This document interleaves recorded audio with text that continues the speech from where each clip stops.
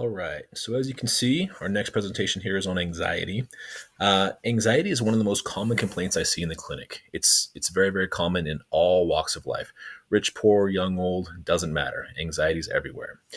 I actually struggled with anxiety myself for many years before I found ways to deal with it more effectively. So I understand anxiety pretty well, and I also understand the toll it takes on you.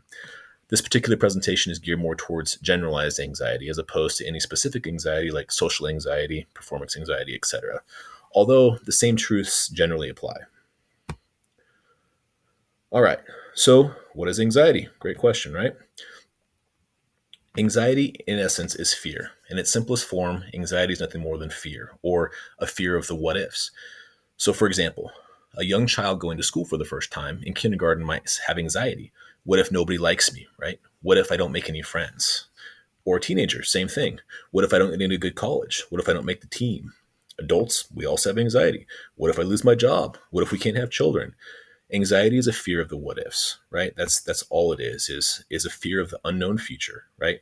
More precisely, fear of the unknown or potential outcomes. That's what anxiety is. So we have to figure out what to do with these what ifs because they're everywhere. All right, so what do we do?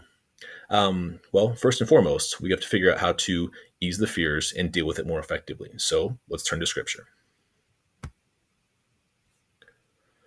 All right, so you can see right there from the very beginning, Philippians 4:6. Do not be anxious about anything, but in every situation, by prayer and petition, with thanksgiving, present your request to God. Right? It says in the very first line, do not be anxious. Right? So what's the first thing you take from this verse? God knows many of us are anxious, and He's telling us to knock it off. That's what He's telling us. He's like, I realize you're going to be anxious, but don't be. I have a different plan for you. The biggest problem I see with Christians who have anxiety is either they themselves or someone in their family or church or social group somewhere tries to correlate anxiety with lack of faith. So this is obviously a huge problem. This is not true. Anxiety does not mean you have a lack of faith. I have patients whose relationship with God is absolutely unbelievable. Their faith runs circles around my own, and they still have anxiety. Faith and anxiety can coexist. I'll give you an example. Psalm 139:23. Search me, God, and know my heart. Test me and know my anxious thoughts. Okay, so if you didn't know, Psalm 139 is attributed to David. Yes, that David, as in King David, as in David was a man after God's own heart, David, as in the creator of the universe was willing to build the temple on this earth and dwell in it just because David asked him to. Yeah, that David, right? So if David had anxious thoughts, it's probably okay for the rest of us to struggle with anxiety once in a while without having our faith questioned, right? Just my opinion. Next verse. 2 Timothy 1:7. For God gave us a spirit not of fear, but of power and love and self-control. Again, don't have fear in your heart. Get rid of it. That's what it is. Like, no more what ifs, no more fear. Psalm 46:10. Be still and know that I am God. I will be exalted among the nations. I will be exalted in the earth. This is one of my personal favorite verses. I actually like to tell myself this when my own thoughts start getting overwhelmed, or right, my mind is running. Be still and know. Be still and know. That's what we do, right? We know. Also notice God says he will be exalted among the nations of the earth. He doesn't say he is, he says he will be. This entire universe is on God's timetable, not ours. When you realize that you're just a blip in time and God literally created time, it makes you realize that any problems you think you have probably aren't as big of a deal as you think they are in your own mind. Few side notes, and these are very important. First and foremost, trauma, okay? Any anxiety caused by trauma/PTSD is something different entirely. Trauma is simply a violation of the design, okay? Murder, rape, molestation, all these things all violate God's design. And that's what causes significant physiological changes in the body. We're talking about changes in neurotransmitter levels. We're talking about fight or flight symptoms. We're not talking about just a little bit of stress or worry. It's a whole different thing entirely. Many people who have experienced trauma struggle with hypervigilance or fight or flight. We just went over that, right? If this is you, then it's important that you process through the trauma with a professional. That's just one of the reasons that we have a therapist and trauma specialist on staff here at Designers Medicine. The trauma does not just go away. You can't bury it deep enough to make it go away. Your body still remembers. Your subconscious still remembers. Please don't try and ignore the trauma and deal with it alone. Okay, hopefully that point has been hit home. Nextly, treating anxiety. Treating anxiety is a twofold approach. Number one, changing your lifestyle, and number two, changing your thoughts. First, let's begin with lifestyle. All right, so lifestyle is nothing more than a collection of your choices on a day to day basis. So, someone who sits on the couch all day and watches TV or plays video games, eating chips, eating ice cream, that sort of thing, has very different lifestyle than someone who works out every single day, eats properly, watches what they're eating, does their daily self care, all that sort of stuff. Like, it's a different lifestyle entirely. There are a lot of lifestyle changes that need to be made, but we'll cover some of the most important ones first and foremost.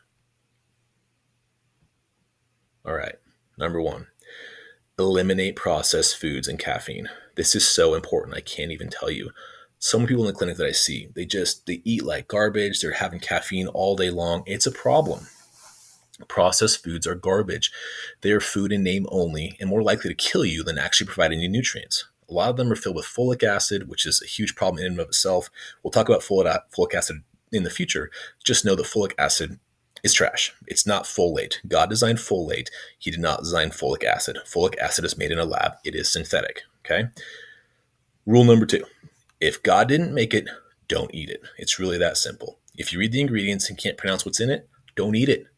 The term frankenfoods exists for a reason. There's nothing natural about them. They cause all kinds of problems. All the dyes, all the preservatives, all these things are very, very hard for your body to digest. It causes more problems than good.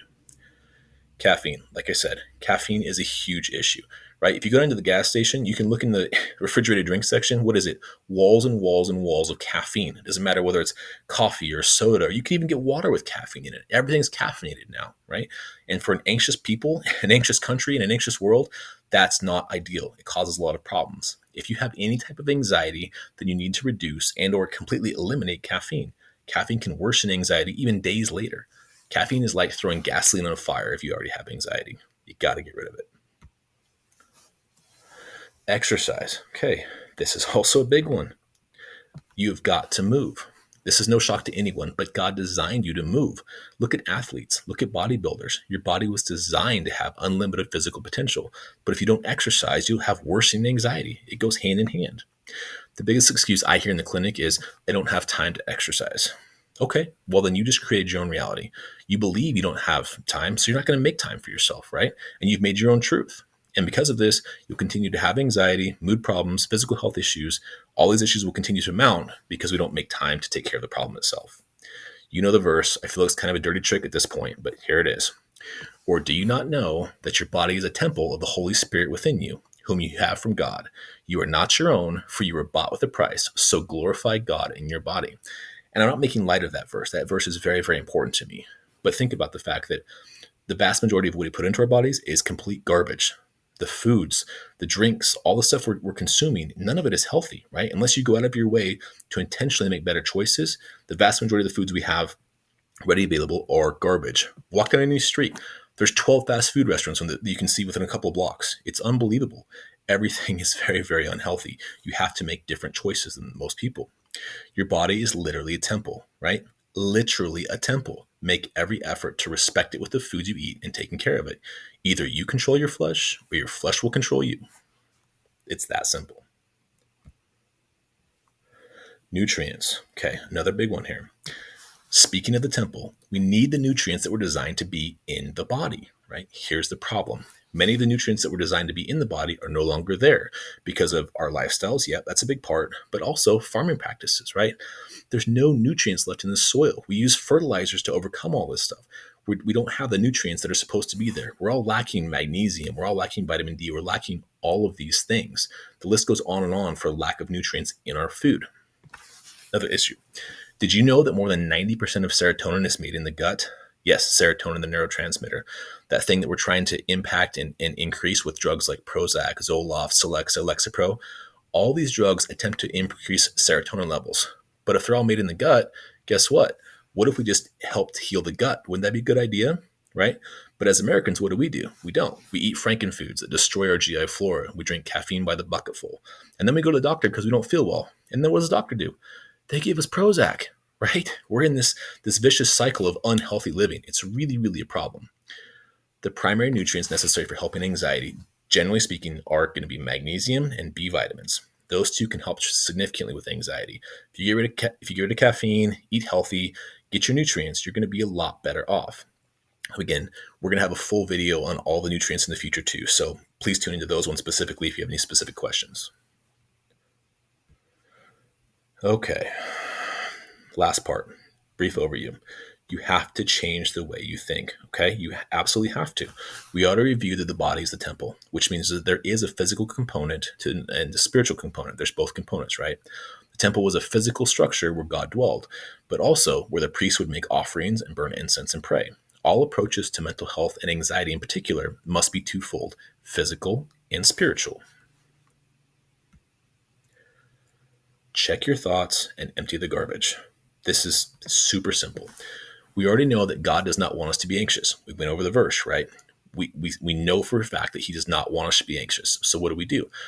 We need to learn to take our thoughts captive and discard the thoughts we don't agree with, right? The simplest way to do this is to separate each thought that you have into two categories, either from God or not from God, right? If the thought you have is from God or congruent with God, then keep that thought. If it's not congruent with God, discard it, right? So any thoughts that are based on fear, worry, stress, I'm not good enough, guilt, shame, all these other things are not from God. You have to get rid of them, right? Throw it in the trash. It takes a minute. When you first start doing it, it takes a little bit of time. But the longer you do it, the easier it becomes. Pretty soon it becomes second nature to take every thought and say, okay, I'm going to give this thought credit or I'm not. But start practicing. It becomes easier and easier the more you do it.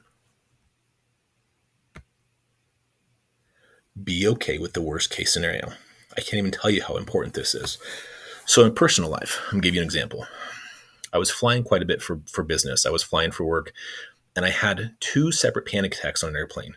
I have no idea why. I've never really had a bad experience on an airplane. I didn't have any fear of flying. I don't know why it happened, but 2 times in a row it happened. I started freaking out a little bit, trying to figure out why I'm having panic attacks on an airplane. Well, fast forward a little bit, my family and I are going on a trip. So we get on the plane together, we get ready to take off. I'm waiting for this to happen again, and nothing happened. Okay, that's interesting. So why am I having panic attacks sometimes, but not other times? Finally, I realized that I had a deep fear of leaving my family behind. It wasn't flying that bothered me. It wasn't being on the airplane. It was, I had panic attacks when I was flying by myself, but not when I was with my family. I think subconsciously I knew if I went down the plane with my family together, it would be okay because we're all going to be gone together. I'm not leaving my family behind, right? And that was my fear, is leaving my family behind, And then I had to process through those things one at a time and say, okay, logically speaking, if I go down in a plane crash, then my family is still going to be okay. My wife's a great looking woman. She's going to be able to get somebody else to take care of her if she needs to. Hopefully she doesn't. I have a life insurance policy taken care of. My kids are almost out of high school. I checked all the boxes in my mind, and I said, okay, there's no rational reason to have this fear. Once I checked the boxes and I was okay with the worst case scenario, and I said, you know what? I'm okay if I go down a plane crash. When that happened, I never had a panic attack again on an airplane. Right? It's that underlying fear we have to confront and resolve in our own minds. Once you resolve it and you're okay with the worst case scenario, not that you want it to happen, but that you're okay with it, you will have overcome the fear and it no longer controls you. All right, last verse. For we wrestle not against flesh and blood, but against principalities, against powers, against the rulers of darkness of this world, against spiritual wickedness in high places. Boy, don't we know it. Most of you should know this verse, but if you don't, you need to memorize it. Recognize that the rulers of the darkness of this world will use fear to control you. They will bombard your brain with fear of the news, social media, everywhere they can think of until you are so afraid you're willing to do whatever they want. They use fear as a control mechanism, right? We have to remove the fear. We have to stop giving in to the fear. When you remove the fear, you remove the control in your personal life, in your social life, in all aspects. Remove the fear, remove the control. So what do? Be still and know, right? Be still and know. God has it under control. There's nothing to be afraid of. Just let go of it. Be still and know, people. Be still and know.